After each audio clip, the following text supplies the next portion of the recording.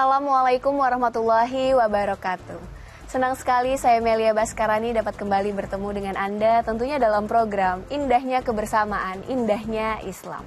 Kali ini kita akan membahas tema tentang potensi pengusaha mendukung dakwah. Tentu saja bersama saya sudah ada Profesor Dr. Kiai Haji Nasaruddin Umar MA, Menteri Agama Republik Indonesia dan juga Imam Besar Masjid Istiqlal. Assalamualaikum Prof. Waalaikumsalam warahmatullahi wabarakatuh. Sehat Prof? Alhamdulillah. Masya Allah. Prof, membahas tema tentang pengusaha mendukung dakwah. Peran pengusaha ini tuh sebenarnya bukan hanya menjadi support dalam negara ya Prof ya, tapi juga penting dalam berdakwah. Maksudnya itu seperti apa ya Prof? Jadi berdakwah dan berusaha jadi pengusaha itu satu paket. Nabi kan lebih banyak waktunya digunakan untuk menjadi pengusaha daripada menjadi Nabi. Nabi Muhammad SAW itu hanya 23 tahun menjadi Nabi, sedangkan dikurangi umurnya 62 tahun, berarti 40 sekian tahun, dikurangi masa kekanak-kanakannya 7 tahun misalnya kan, berarti berapa itu? Jadi sekitar 30 tahun sekian lebih ya. Jadi Nabi lebih lama menjadi pedagang daripada menjadi rasul. Dan kita tidak boleh mempertentangkan antara dunia usaha dengan dunia keagamaan. Coba kita lihat di Indonesia ya, rata-rata yang menyiarkan dakwah itu para pedagang. Wali Songo itu kan pedagang. Ya, Laksamana Tionghoa itu kan pedagang.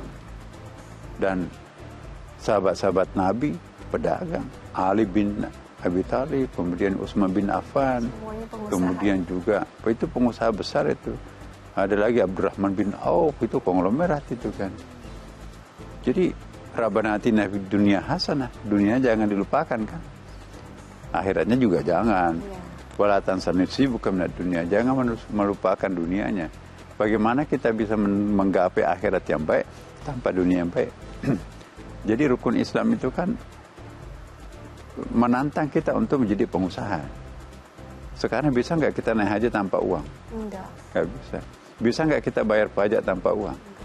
Bisa nggak kita menyumbang sedekah, infak, jariah, wakaf tanpa uang? Bisa nggak kita membeli penutup aurat tanpa uang? Bisa nggak bangun masjid tanpa uang? Jadi bisa nggak kita kawin tanpa uang? Semuanya membutuhkan uang. Bagaimana caranya mencari uang? Ya, pengusaha, jadi dagang, bekerja, ya kan? Jadi produktivitas itu sangat penting. Saya ingin mengatakan bahwa tidak mungkin kita bisa menjadi seorang muslim atau muslimah yang baik tanpa berusaha.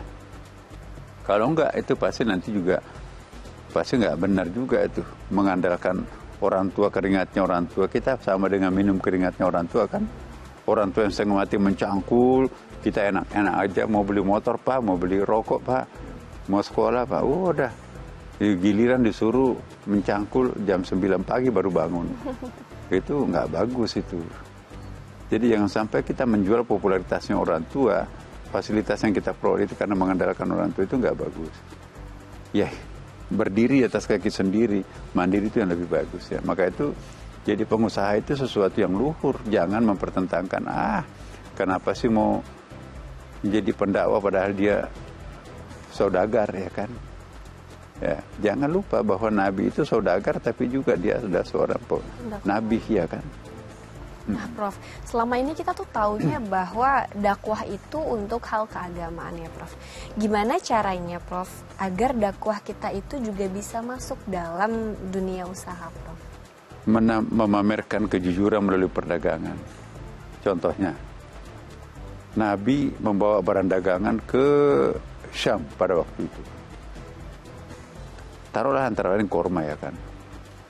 Korma orang Arab yang dia bawa ke Syam itu 2 kali lipat lebih mahal. Ya. Harganya mungkin taruhlah misalnya 100.000 di Mekah. Dijual di sana itu 200.000. Berarti kan keuntungannya ganda ya kan, berlipat-lipat tuh. Giliran Nabi ambil 100.000 juga, tapi dikurangi keuntungannya udah lumayan nih. Jadi saya hanya mau jual 150.000 per kilo. Nah, itulah di dalam kitab bersanji itu jual murah tapi untung. Sebetulnya bukan jual murah. Memang harga yang wajar. Dan Nabi hebatnya di situ, Mbak. Orang-orang Arab itu karena jualannya terlalu mahal, 1 tahun baru balik. Kenapa? Karena barang dagangannya belum laku. Terlalu mahal semua. Kenapa nggak laku? Karena terlalu mahal. Ya, sedangkan Nabi sirkulasinya itu cepat sekali karena kan dijual murah. Memang murah harganya, sedikit untungnya, tapi sirkulasinya berapa kali ke Mekah bawa barang dagangan, akumulasi keuntungannya itu lebih banyak keuntungannya Nabi kan. Jadi semenjak Nabi bergabung dengan Khadijah, keuntungan Khadijah itu luar biasa. Kenapa? Si cerdas Nabi Muhammad yang menjadi suaminya itu luar biasa terobosan. Nah, Prof, dakwah itu kan tidak cukup bermodal dengan pintar aja ya, Prof. Tapi perlu kearifan.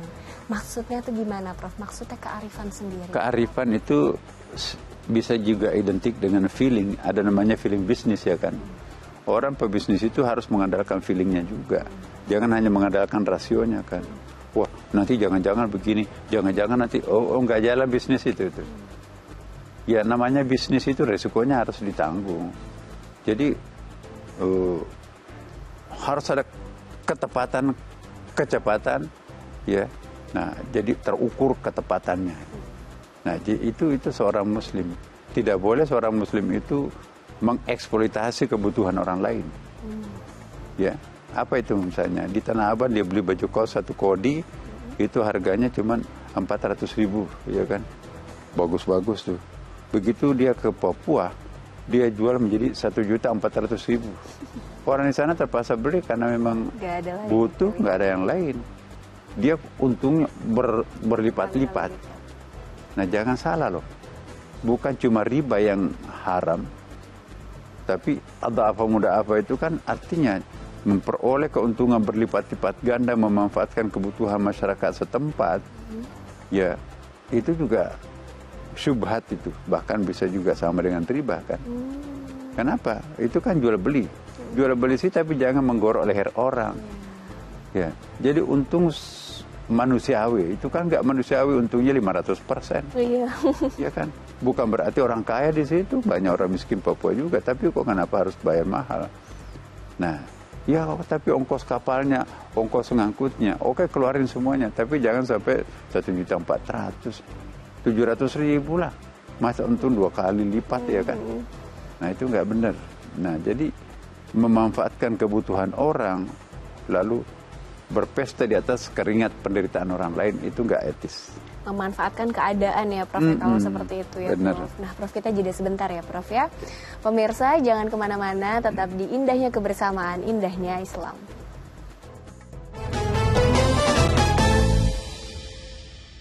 Kembali lagi bersama saya Melia Baskarani dan juga Profesor Dr. Kiai Haji Nasaruddin Umar MA, tentunya dalam program Indahnya Kebersamaan, Indahnya Islam.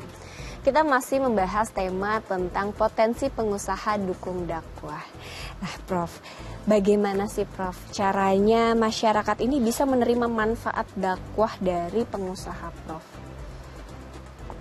Komunitasnya pedagang itu kan banyak, followernya banyak ya kan. Jadi kalau dia yang berdakwah, luar biasa. Saya memberikan satu contoh ya. Siapa misalnya konglomerat kita Muslim, Pak Hairul Tanjung. Pak Hairul itu dia bukan alumni UIN, tapi kalau dia ngomong agama lebih banyak telinga mendengar daripada kalau saya menyampaikan kan. Kenapa? Karena dia mengampakkan pengalaman empirisnya kan. Ya, maka itu dia buka bank mega syariah ya kan. Kemudian juga asuransi syariah. Dia bikin pondok pesantren, dia bikin dengan konsepnya sendiri ya, bersama Ibu Anita Rahman dan Pak Anita. Ibu Anita itu kan juga cerdas juga tuh. Nah, jadi beliau pengusaha tapi berdakwah. Pak JK misalnya. Pak JK itu kan ketua Dewan Masjid, tapi dia pengusaha ya kan. Bapaknya Pak Yusuf Kala itu namanya Haji Kala. Saya dulu tuh kan bawa tasnya kan. Di Makassar. Di Makassar. Itu sebetulnya ulama. hanya karena menonjol kekayaannya maka tenggelam ulamanya, perdagangannya tuh dirinya sebagai pedagang menonjol. Ya saya masih ingat dulu tuh, kamu pesantren ya, coba i'rab ini, kan i'rab ini bahasa Arab itu disuruh mirip. Kamu dongok kamu, artinya goblok kamu. Itu salah itu. Jadi dia pedagang kok menyalahkan bahasa Arab saya kan, pada saya di pondok kan. Jadi memang dulu ngajinya di orang-orang tua. Orang-orang kita dulu itu kuat loh, tajam akalnya itu Pak. Pak Haji Kala itu bapaknya Pak Yusuf Kala, hanya karena menonjol kaya maka tenggelam keulamaannya kan. Pak JK juga, itu juga ceramah agamanya bagus itu, cuma karena menonjol kayanya, apalagi sebagai wakil presiden, maka tenggelam keulamaannya. Padahal dia juga, ya istrinya itu kan orang Padang ya. Nah, bapak istrinya itu kan ustadz ya ulama lah di sana di Makassar. Ya, di atas rata-rata teman-temannya bacaannya bagus ya.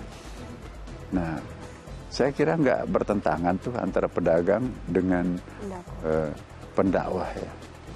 Nah, kita banyak lihat di luar negeri itu ya. Dunia agama lain juga, Kristen juga, banyak orang pastor tapi konglomerat. Banyak pendeta tapi konglomerat juga di luar negeri itu banyak tuh. Ya, atau mungkin konglomerat dulu baru menjadi pastor.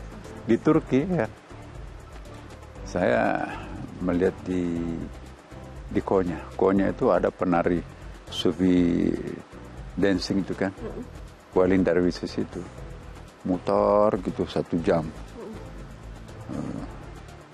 Begitu saya ke toko-toko pusat tekstil di situ, oh itu bosnya, tuh, bukan kata di malam yang nari ini, ya saya. Ya, Bapak kenapa kok ini kan sudah kayak begini, kenapa masih harus tetap kayak gitu? Ya kenapa harus nari begitu? Enggak, itu bukan hiburan, itu ibadah.